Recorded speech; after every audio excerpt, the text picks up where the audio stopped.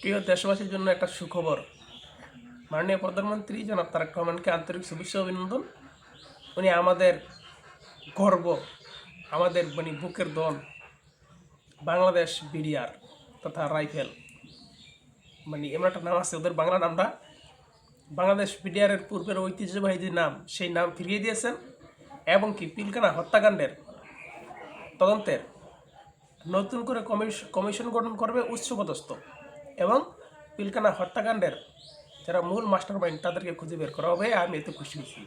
দেখেন, আমি 17 সাল হইতে রাজনীতিতে বেশি একটি, যখন থেকে পিলখানা হত্যাকাণ্ডের বিষয়গুলো দেখতাম, আমি ভাবতাম যদি কোনো দিন আওয়ামী লীগের ক্ষমতা শেষ হয়, আর কিছু করতে পারি আর না পারি, অন্তত এতটুকু বলবো যেই সরকারি ক্ষমতায় বসেন পিলখানা হত্যাকাণ্ডের বিচার পুনরায় করতে হবে।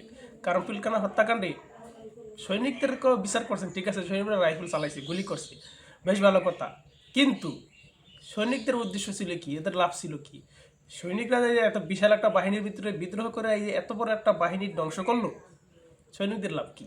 অর্থাৎ এইখানে নিজস্ব কোনো কৌশল আছে, সেই কৌশল যারা করছে তাদেরকে খুঁজে বের করতে হবে, তাদের চেহারা মানুষের সামনে তুলে ধরতে হবে। অতএব মাননীয় প্রধানমন্ত্রীকে আমি বলবো, আপনি বিচার আচার জারি করেন, এই পিলখানা হত্যাকাণ্ডের পিছনে যারা কলকাঠি নাড়ছে আমরা তাদেরকে দেখতে চাই। অতএব আপনাকে শুভকামনা, আপনার দীর্ঘায়ু সুস্থতা কামনা করছি। বাংলাদেশ বর্ডার গার্ডের প্রতি বর্ডার গার্ড না বিডিআর, বাংলাদেশের বিডিআরকে শুভকামনা। আপনারা শক্তিশালী হয়ে আবার আপনাদের পূর্বের রূপে ফিরে যান, আপনাদের সুনাম সমুন্নত রাখেন। আল্লাহ হাফেজ।